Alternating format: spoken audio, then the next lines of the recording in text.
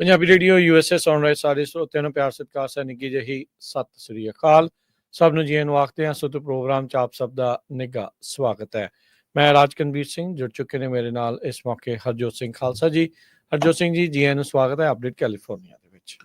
ਸਤਿ ਸ਼੍ਰੀ ਅਕਾਲ, ਧੰਨਵਾਦ ਜੀ ਆਇਆਂ ਨੂੰ। ਪੰਜਾਬੀ ਰੇਡੀਓ USA ਦੇ ਜਿੰਨੇ ਵੀ ਸਰੋਤੇ ਸਾਡੇ ਸਾਰੇ ਹੀ AM ਸਟੇਸ਼ਨਸ, FM ਸਟੇਸ਼ਨਸ, ਘਰਾਂ ਦੇ ਵਿੱਚ ਰੇਡੀਓ ਸੈਟਸ ਦੇ ਰਾਹੀਂ, ਟੈਲੀਫੋਨ ਦੇ ਰਾਹੀਂ, ਫੇਸਬੁੱਕ, YouTube ਤੇ ਲਾਈਵ ਦੇਖ ਰਹੇ ਹੋ, ਸੁਣ ਰਹੇ ਹੋ, ਸਾਰਿਆਂ ਨੂੰ ਜੀ ਆਇਆਂ ਨੂੰ ਤੇ ਬਹੁਤ ਹੀ ਪਿਆਰ ਤੇ ਸਤਿਕਾਰ ਭਰੀ ਸਤਿ ਸ਼੍ਰੀ ਅਕਾਲ ਸਰੋਤਿਓ। ਅੱਜ ਨਵੰਬਰ ਦੀ 28 ਤਰੀਕ ਆ, ਦਿਨ ਵੀਰਵਾਰ ਆ ਤੇ ਤੁਹਾਡੇ ਲਈ ਸ਼ਾਮ ਦਾ ਅਪਡੇਟ ਕੈਲੀਫੋਰਨੀਆ ਪ੍ਰੋਗਰਾਮ ਲੈ ਕੇ ਹਾਜ਼ਰ ਹੋਏ ਆ।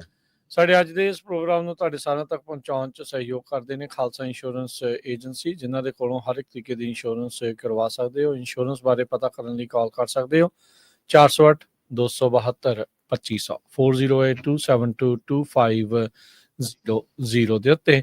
ਇਸ ਦੇ ਨਾਲ ਟਿਰਕੀਆਣਾ ਇਮੀਗ੍ਰੇਸ਼ਨ ਲਾ ਫਰਮ US ਇਮੀਗ੍ਰੇਸ਼ਨ ਦਾ ਹੋਵੇ ਕਿਸੇ ਵੀ ਤਰੀਕੇ ਦਾ ਕੰਮ, ਕਾਲ ਰਿਟਰਨੀ ਜੇ ਟਿਰਕੀਆਣਾ 415-909-0503 ਦੇ ਉੱਤੇ। Gurbachan Singh Nagra Sacramento, Sarabjit Singh Kulwinder Kaur Dhoot Yuba City, Gurdev Singh Sohal Antelope, Kamaljit Singh Daulatpuri ਅਮਨਟੀਕਾ, ਬੀਸਲਾ ਪਰਿਵਾਰ ਫਰੈਜ਼ਨੋ, ਗੁਰਸਾਹਿਬ ਸਿੰਘ ਬੇਕਰਸਫੀਲਡ। ਇਹਨਾਂ ਸਾਰਿਆਂ ਦਾ ਧੰਨਵਾਦ। ਜੇ ਤੁਸੀਂ ਵੀ ਇਸ ਪ੍ਰੋਗਰਾਮ ਨੂੰ ਸਪਾਂਸਰ ਕਰਨਾ ਚਾਹੁੰਦੇ ਹੋ ਸੰਪਰਕ ਕਰ ਸਕਦੇ ਹੋ 408-722-7698 ਦੇ ਉੱਤੇ। ਜੀ ਅੱਜ ਦੀਆਂ ਖਬਰਾਂ ਵੱਲ ਚਲੀਏ ਤੇ ਜਿਸ ਤਰ੍ਹਾਂ ਪਤਾ ਹੀ ਹੈ ਵੀ ਅੱਜ ਥੈਂਕਸਗਿਵਿੰਗ ਹੈਗੀ ਆ ਤੇ ਲਗਭਗ ਗਵਰਨਮੈਂਟ ਦੇ ਸਾਰੇ ਆਫਿਸਸ, ਹੋਰ ਵੀ ਬਿਜ਼ਨੈਸਸ ਬੰਦ ਹੈਗੇ ਆ ਤੇ ਨਾਲ ਦੀ ਨਾਲ ਟੈਂਪਰੇਚਰ ਵੀ ਬੜਾ ਜਿਹੜਾ ਡਾਊਨ ਹੈਗਾ। ਕੈਲੀਫੋਰਨੀਆ ਦੇ ਵਿੱਚ ਖਾਸ ਕਰਕੇ ਬੇ ਏਰੀਏ ਦੇ ਵਿੱਚ ਫਰੋਸਟ ਐਡਵਾਈਜ਼ਰੀ ਜਿਹੜੀ ਆ ਇਸ਼ੂ ਕੀਤੀ ਗਈ ਹੈਗੀ ਆ। ਕਈ ਏਰੀਏ ਦੇ ਵਿੱਚ 32 ਡਿਗਰੀ ਤੱਕ ਜਿਹੜਾ ਟੈਂਪਰੇਚਰ ਪਹੁੰਚਣ ਦੀ ਆਸ ਹੈਗੀ ਆ। ਸੋ ਇਹ ਥੈਂਕਸਗਿਵਿੰਗ ਡੇ ਅੱਜ ਦਾ ਦਿਨ ਪੂਰਾ ਜਿਹੜੀ ਆ ਫਰੋਸਟ ਐਡਵਾਈਜ਼ਰੀ ਜਾਰੀ ਰਹੂ ਜੀ।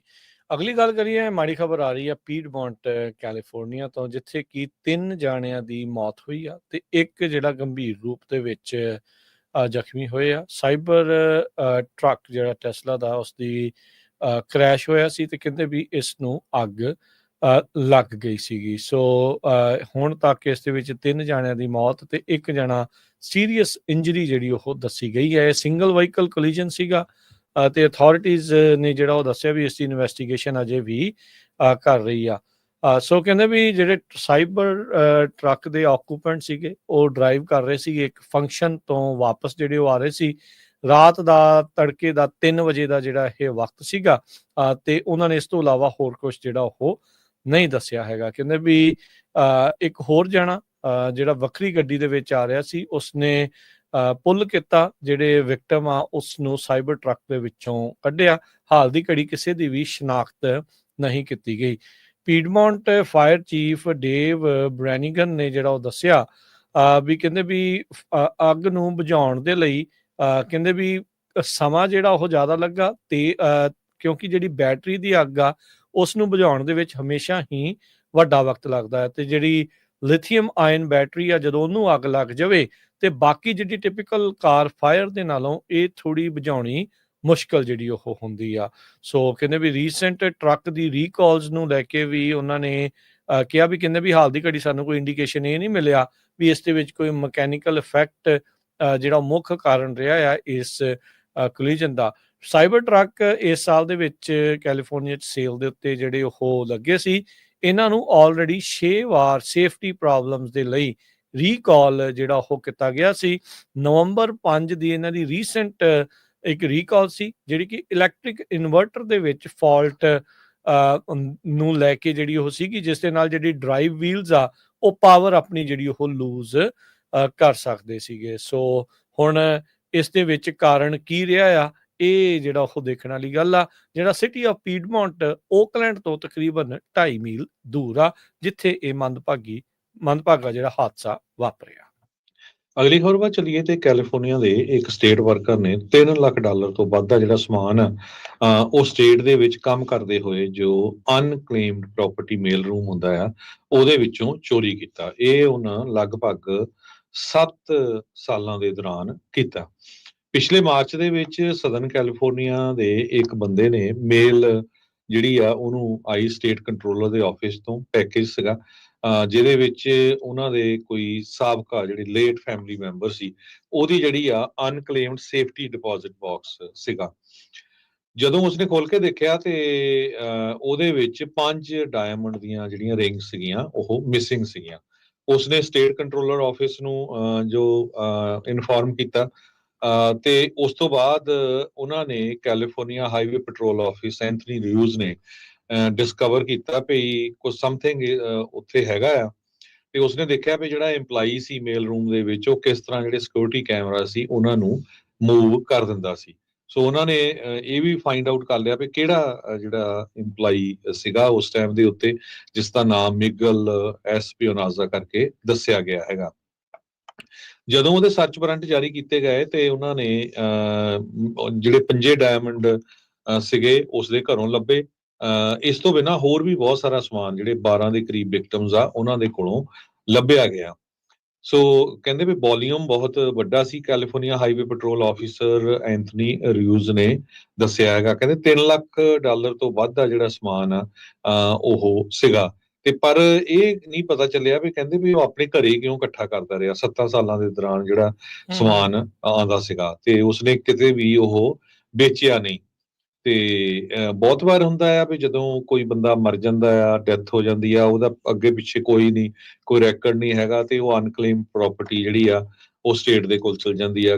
ਕਈ ਵਾਰ ਸੇਫ ਬਾਕਸ ਹੁੰਦੇ ਆ ਬੈਂਕਾਂ ਦੇ ਵਿੱਚ ਹੋਰ, ਤੇ ਲੋਕ ਜਦੋਂ ਫਾਈਂਡ ਆਊਟ ਕਰਦੇ ਆ ਕਾਫੀ ਲੰਮਾ ਸਮਾਂ ਤਾਂ ਬੈਂਕ ਉਹ ਸਟੇਟ ਦੇ ਕੋਲ ਰਹਿੰਦੀ ਆ ਪ੍ਰਾਪਰਟੀ, ਪਰ ਜਦੋਂ ਨਹੀਂ ਕੋਈ ਕੰਟੈਕਟ ਕਰਦਾ ਤੇ ਉਹ ਜਿਹੜਾ ਆ ਉਸ ਨੂੰ ਆਪਣੇ ਕਬਜ਼ੇ ਦੇ ਵਿੱਚ ਵੀ ਲੈ ਲੈਂਦੇ ਹੈਗੇ ਆ। ਜੇ ਕੋਈ ਰਿਸ਼ਤੇਦਾਰ ਕੁਛ ਨਾ ਕੁਛ ਫਾਈਂਡ ਆਊਟ ਕਰਦਾ ਹੈ ਫਿਰ ਉਹ ਉਹਨਾਂ ਨੂੰ ਦੇ ਦਿੱਤੀ ਜਾਂਦੀ ਹੈਗੀ ਹੈ। ਜੀ ਬਿਲਕੁਲ। ਅਗਲੀ ਜਿਹੜੀ ਹਰਜੋਤ ਸਿੰਘ ਜੀ ਖਬਰ ਦੇ ਉੱਤੇ ਨਜ਼ਰ ਮਾਰਦੇ ਆ, ਜਿਹੜੀ ਰਿਪਬਲਿਕਨ ਨੈਸ਼ਨਲ ਕਮੇਟੀ ਆ ਉਹਨਾਂ ਦੇ ਦੁਆਰਾ ਜਿਹੜੇ ਕਈ ਲਾਸੂਟ ਕੀਤੇ ਜਾ ਰਹੇ ਆ ਇਸ ਸੰਬੰਧ ਦੇ ਵਿੱਚ ਵੀ ਜਿਹੜੇ ਮੇਲ ਇਨ ਬੈਲਟਸ ਇਲੈਕਸ਼ਨ ਡੇ ਤੋਂ ਬਾਅਦ ਦੇ ਵਿੱਚ ਆਏ ਆ ਉਹਨਾਂ ਦੀ ਕਾਊਂਟਿੰਗ ਜਿਹੜੀ ਆ ਉਹ ਬੰਦ ਹੋਵੇ। ਕੈਲੀਫੋਰਨੀਆ ਵਰਗੇ ਸੂਬੇ ਦੇ ਵਿੱਚ ਤਕਰੀਬਨ 1 ਮਹੀਨਾ ਲੱਗ ਜਾਂਦਾ ਆ ਇਹਨਾਂ ਜਿਹੜੀਆਂ ਰੇਸਿਸ ਆ ਉਹਨਾਂ ਨੂੰ ਸਰਟੀਫਾਈ ਕਰਨ ਦੇ ਲਈ। RNC ਦੇ ਜਿਹੜੇ ਚੇਅਰਮੈਨ ਮਾਈਕਲ ਵਾਟਲੀ ਆ ਉਹਨਾਂ ਨੇ ਲਿਖਿਆ ਵੀ ਕਹਿੰਦੇ ਵੀ ਕੈਲੀਫੋਰਨੀਆ ਦੇ ਲਈ ਬੜਾ ਅਬਸਰਡ ਜਿਹਾ ਕੰਮ ਆ ਵੀ ਉਹ 7 ਦਿਨ ਇਲੈਕਸ਼ਨ ਡੇ ਤੋਂ ਬਾਅਦ ਦੇ ਵਿੱਚ ਵੀ ਜਿਹੜੇ ਬੈਲਟਸ ਆ ਉਹਨਾਂ ਨੂੰ ਅਸੈਪਟ ਕਰ ਰਹੇ ਨੇ ਤੇ ਮਹੀਨਾ ਲਾ ਰਹੇ ਆ ਉਹਨਾਂ ਨੂੰ ਕਾਊਂਟ ਕਰਨ ਦੇ ਲਈ। ਉਹਨਾਂ ਨੇ ਕਿਹਾ ਵੀ RNC ਕੈਲੀਫੋਰਨੀਆ ਰਿਪਬਲਿਕਨ ਪਾਰਟੀ ਦੇ ਨਾਲ ਮਿਲ ਕੇ ਇਸ ਜਿਹੜੀ ਚੀਜ਼ ਨੂੰ ਰੋਕਣ ਦੇ ਲਈ ਲਾਸੂਟ ਜਿਹੜੀ ਉਹ ਕਰ ਰਹੇ ਆ। ਰਿਪਬਲਿਕਨਸ ਇਸ ਗਰਾਊਂਡ ਦੇ ਉੱਤੇ ਕੈਲੀਫੋਰਨੀਆ ਨੂੰ ਲੈ ਕੇ ਜਿਹੜੀ ਉਹ ਗੱਲ ਕਰ ਰਹੇ ਆ, ਕਹਿੰਦੇ ਵੀ ਥਰੂ ਆਊਟ ਦਾ process of voting, curing and counting ਉਹਨਾਂ ਨੇ ਜਿਹੜਾ ਉਹ ਕਈ ਅਬਜ਼ਰਵਰਸ ਤੇ ਅਟਰਨੀਜ਼ ਦੇ ਨਾਲ ਕੰਮ ਜਿਹੜਾ ਉਹ ਕੀਤਾ ਹੈਗਾ ਆ। ਸੋ ਹੁਣ ਦੇਖੋ ਵੀ ਇਹ ਜੇ ਉਹ ਲਾਸੂਟ ਕਰਦੇ ਆ ਵੀ ਇਸ ਦੇ ਨਾਲ ਅੱਗੇ ਕੀ ਜਿਹੜਾ ਉਹ ਬਣਦਾ ਆ। ਸਟੇਟ ਦੀਆਂ 2022 ਇਲੈਕਸ਼ਨ ਦੇ ਵਿੱਚ 90% ਜਿਹੜੀਆਂ ਵੋਟਸ ਆ ਉਹ ਮੇਲ ਇਨ ਬੈਲਟ ਦੇ ਨਾਲ ਜਿਹੜੀਆਂ ਕਾਸਟ ਹੋਈਆਂ ਸੀ ਉਹ ਪਾਈਆਂ ਗਈਆਂ ਸੀਗੀਆਂ। ਸਟੇਟ ਲਾ ਪਰਮਿਟ ਕਰਦਾ ਆ ਮੇਲ ਇਨ ਬੈਲਟਸ ਨੂੰ ਜਿਹੜੇ ਇਲੈਕਸ਼ਨ ਡੇ ਵਾਲੇ ਦਿਨ ਦੇ ਪੋਸਟਮਾਰਕ ਆ, ਯਾਨੀ ਕਿ 5 ਜੇ ਨਵੰਬਰ ਨੂੰ ਉਹਨਾਂ ਦੇ ਉੱਤੇ ਮੋਹਰ ਲੱਗੀ ਆ ਵੀ ਉਹ ਕਾਊਂਟ ਹੋ ਸਕਦੇ ਆ ਜੇ ਉਹ 1 ਵੀਕ ਦੇ ਵਿੱਚ ਉਸ ਤੋਂ ਬਾਅਦ ਇਲੈਕਸ਼ਨ ਡੇ ਤੋਂ ਉਹਦੇ ਵਿੱਚ ਉਹਨਾਂ ਨੂੰ ਮਿਲ ਜਾਂਦੇ ਆ। ਸੋ ਮੇਲ ਇਨ ਬੈਲਟ ਪ੍ਰੋਸੈਸ ਦੇ ਵਿੱਚ ਪਹਿਲਾਂ ਵੈਰੀਫਿਕੇਸ਼ਨ ਪ੍ਰੋਸੈਸ ਹੁੰਦਾ ਆ ਜਿਸ ਦੇ ਕਰਕੇ ਸਮਾਂ ਕਹਿੰਦੇ ਵੀ ਜ਼ਿਆਦਾ ਲੱਗ ਰਿਹਾ ਆ। ਕੈਲੀਫੋਰਨੀਆ ਦੇ ਵਿੱਚ ਇਲੈਕਸ਼ਨ ਨੂੰ ਸਰਟੀਫਾਈ ਕਰਨ ਦੇ ਲਈ ਜਿਹੜੀ ਡੈਡਲਾਈਨ ਆ ਉਹ 16 ਦਸੰਬਰ ਰੱਖੀ ਗਈ ਆ। ਇਸੇ ਸੰਬੰਧ ਦੇ ਵਿੱਚ ਜੇ ਦੇਖਿਆ ਜਾਵੇ ਤਾਂ ਜਿਹੜੀ 13ਵੀਂ ਕਾਂਗਰੈਸ਼ਨਲ ਡਿਸਟ੍ਰਿਕਟ ਆ ਜਿੱਥੇ ਜੌਨ ਡੁਆਰਟੇ ਤੇ ਐਡਮ ਗਰੇ ਦਾ ਮੁਕਾਬਲਾ ਚੱਲ ਰਿਹਾ ਆ ਉਹ ਬਹੁਤ ਹੀ ਜ਼ਿਆਦਾ ਜਿਹੜਾ ਉਹ ਕਲੋਜ਼ ਆ ਇਸ ਟਾਈਮ। ਸੋ ਇੰਨੇ ਦਿਨ ਹੋ ਗਏ ਅਜੇ ਕੋਈ ਵੀ ਕਲੀਅਰ ਵਿਨਰ ਇਸ ਦੇ ਵਿੱਚ ਨਹੀਂ ਹੈਗਾ। ਮਹਿਜ 190 ਵੋਟਾਂ ਦਾ ਜਿਹੜਾ ਸਿਰਫ ਇਸ ਦੇ ਵਿੱਚ ਫਰਕ ਆ, ਜਿੱਥੇ ਪਹਿਲਾਂ ਜੌਨ ਡੁਆਰਟੇ ਲੀਡ ਕਰਦੇ ਰਹੇ ਆ ਤੇ ਇਸ ਮੌਕੇ ਐਡਮ ਗਰੇ 190 ਵੋਟਾਂ ਦੇ ਨਾਲ ਉਹ ਅੱਗੇ ਚੱਲ ਰਹੇ ਆ। ਐਡਮ ਗਰੇ ਨੂੰ ਹੁਣ ਤੱਕ 1,04,991 ਵੋਟਾਂ ਪੈ ਚੁੱਕੀਆਂ ਤੇ ਜੌਨ ਡੁਆਰਟੇ ਨੂੰ 1,04,801। ਸੋ 50-50% ਜਿਹੜੀ ਤਕਰੀਬਨ ਵੋਟ ਆ, ਕੋਈ ਵੀ ਕੰਸੀਡ ਜਿਹੜਾ ਉਹ ਨਹੀਂ ਕਰ ਰਿਹਾ। 16 ਦਸੰਬਰ ਤੱਕ ਇਵੈਂਚੁਅਲੀ ਆਪਾਂ ਨੂੰ ਇਸ ਦਾ ਜਿਹੜਾ ਐਕਚੁਅਲ ਨਤੀਜਾ ਆ ਉਹ ਪਤਾ ਲੱਗੇਗਾ। ਸੋ ਇਹ ਜਿਹੜਾ RNC ਦਾ ਹੁਣ ਲਾਸੂਟ ਆ ਜਾਂ ਇਸ ਨੂੰ ਲੈ ਕੇ ਜਿਹੜੀ ਇਹ ਚਰਚਾ ਜਿਹੜੀ ਉਹ ਚੱਲ ਰਹੀ ਆ ਉਹ ਅਜਿਹੀਆਂ ਰੇਸਿਸ ਦੇ ਵਿੱਚ ਬੜੀ ਮਾਇਨੇ ਖੇਜ਼ ਬਣ ਜਾਂਦੀ ਆ। ਅਗਲੀ ਖਬਰ ਵੱਲ ਚਲੀਏ। ਕੈਲੀਫੋਰਨੀਆ ਦੇ ਵਿੱਚ ਇੱਕ ਬੰਦਾ ਜੋ 25 ਸਾਲ ਤੋਂ ਗੁਆਚਿਆ ਹੋਇਆ ਸੀ, ਉਸ ਦੀ ਭੈਣ ਨੇ ਲੱਭ ਲਿਆ। ਇੱਕ ਆਰਟੀਕਲ ਦੇ ਵਿੱਚ, ਇੱਕ ਅਖਬਾਰ ਦੇ ਵਿੱਚ ਜਦੋਂ ਉਹਦੀ ਫੋਟੋ ਆਈ ਸੀ, ਕਹਿੰਦੇ ਥੈਂਕਸ ਗਿਵਿੰਗ ਦਾ ਉਹਨਾਂ ਨੂੰ ਗਿਫਟ ਚੰਗਾ ਮਿਲਿਆ। 1999 ਦੇ ਵਿੱਚ ਇਸ ਬੀਬੀ ਦਾ ਜਿਹੜਾ ਭਰਾ ਆ ਉਹ ਗੁਆਚ ਗਿਆ ਸੀ। ਉਹ ਕਹਿੰਦੀ ਵੀ ਮੈਂ ਤਾਂ ਲੱਭ ਰਹੀ ਸੀ ਵੀ ਉਹਦੇ ਰਿਮੇਨਸ ਕਿੱਥੇ ਹੋਣੇ ਹੈਗੇ ਆ।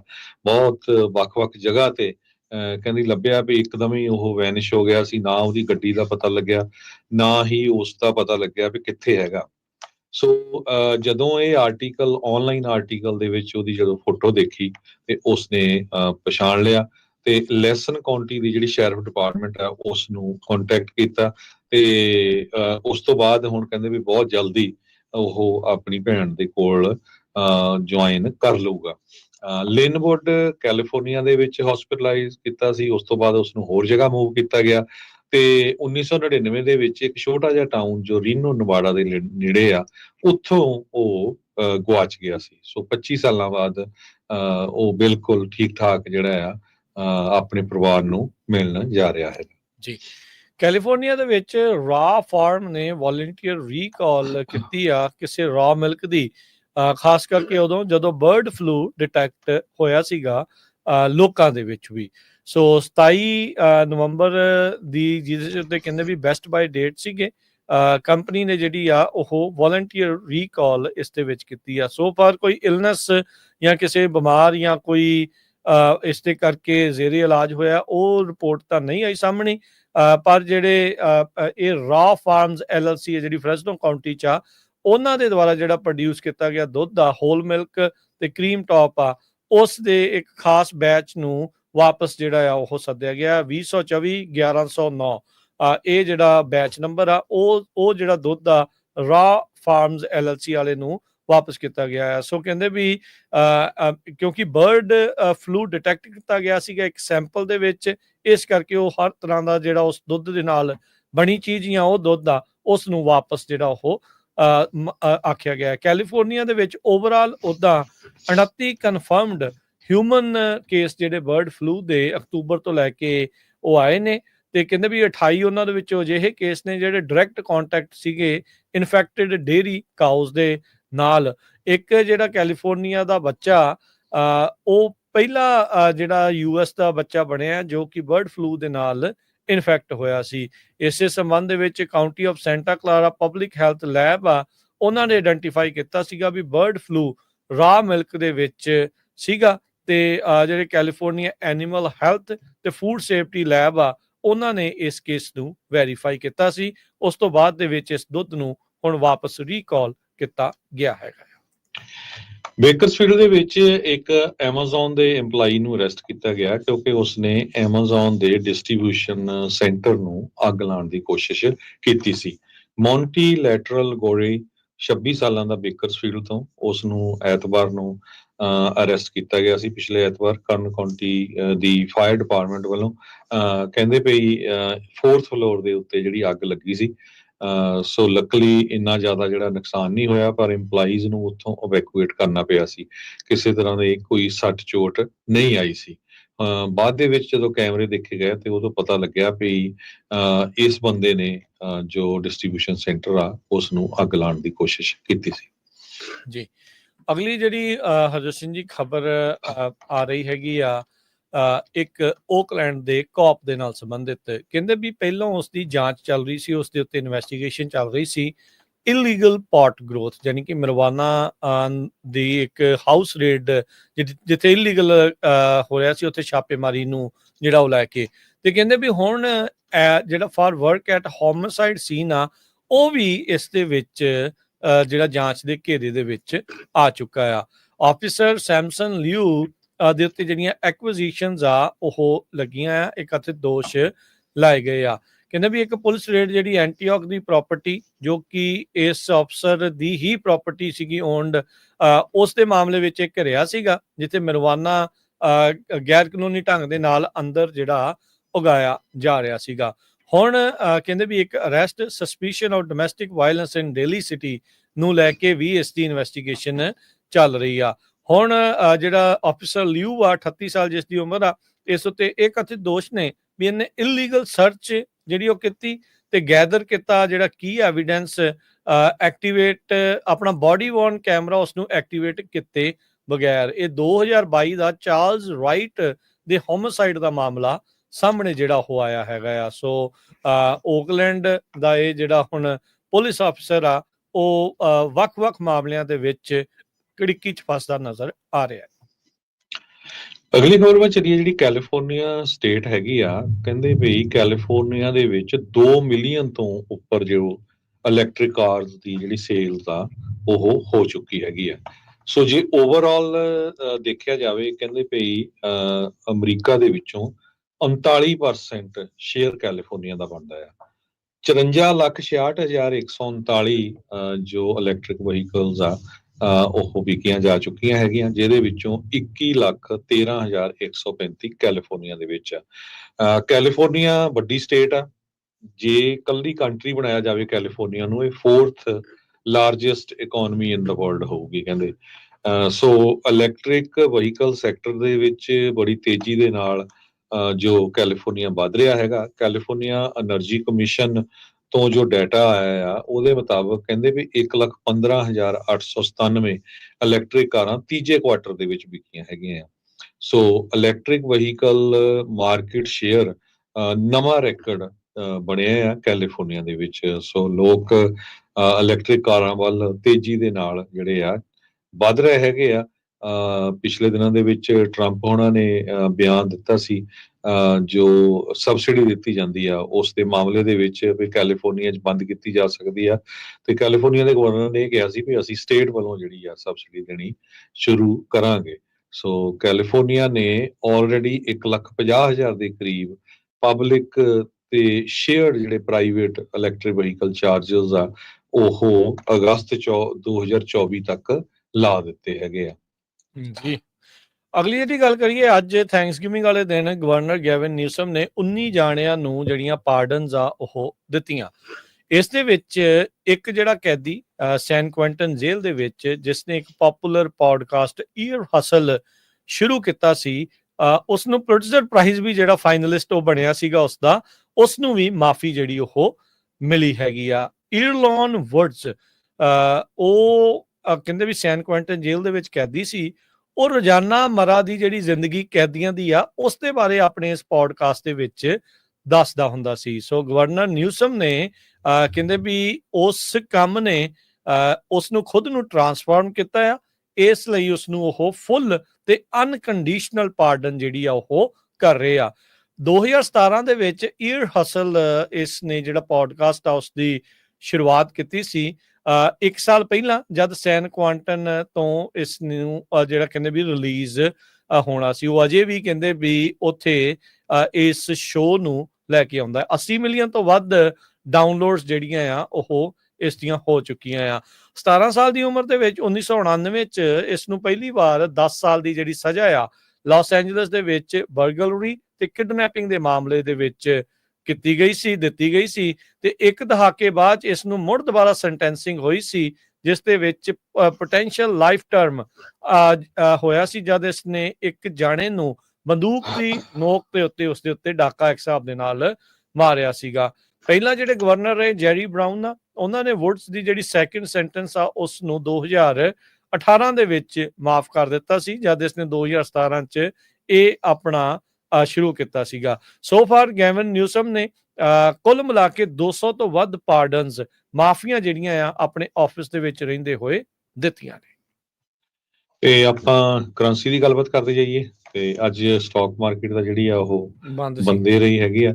ਸੋ $1 ਦੇ ਬਰਾਬਰ ਆਪਣੇ ਗੁਆਂਢੀ ਮੁਲਕ ਕੈਨੇਡਾ ਦੇ ਜਿਹੜੀ ਆ ਕੀਮਤ $1 ਤੇ 39 ਸੈਂਟ ਰਹੀ ਆ। $1 ਦੇ ਬਰਾਬਰ ਪਾਕਿਸਤਾਨ ਦੇ 277 ਰੁਪਏ ਤੇ 80 ਪੈਸੇ, $1 ਦੇ ਬਰਾਬਰ ਇੰਡੀਆ ਦੇ 84 ਰੁਪਏ ਤੇ 47 ਪੈਸੇ। ਸੋਨੇ ਦਾ ਭਾਅ $2600 ਤੇ $60 ਪ੍ਰਤੀ ਆਉਂਸ ਜਿਹੜਾ ਉਹ ਚੱਲ ਰਿਹਾ ਹੈ। ਤੇਲ ਦੀ ਕੀਮਤ $68 ਪ੍ਰਤੀ ਆਉਂਸ ਤੇ ਜਿਹੜਾ ਰੇਟ ਆ US ਦੇ 10 ਈਅਰ ਬੌਂਡ ਦਾ 4.27। ਕ੍ਰਿਪਟੋ ਕਰੰਸੀ ਬੰਦ ਨਹੀਂ ਹੁੰਦੀ, ਇਹ ਜਿਹੜੀ ਉਹ ਚੱਲਦੀ ਰਹਿੰਦੀ ਆ। ਬਿਟਕੋਇਨ 95,808 ਤੇ ਇਥੀਰੀਅਮ 3500 ਤੇ $75 ਦੇ ਬਰਾਬਰ ਚੱਲ ਰਿਹਾ। ਤੇ ਬਾਕੀ ਨਾਲ ਹੀ ਦੱਸਦੇ ਜਾਈਏ ਵੀ ਬਲੈਕ ਫਰਾਈਡੇ ਤੇ ਨਾਲ ਸਾਈਬਰ ਮੰਡੇ ਦੀ ਜਿਹੜੀ ਸੇਲ ਪੰਜਾਬੀ ਰੇਡੀਓ USA ਦੇ ਇੰਟਰਨੈਟ ਰੇਡੀਓ ਸੈਟਸ ਦੇ ਉੱਤੇ ਚੱਲ ਰਹੀ ਆ।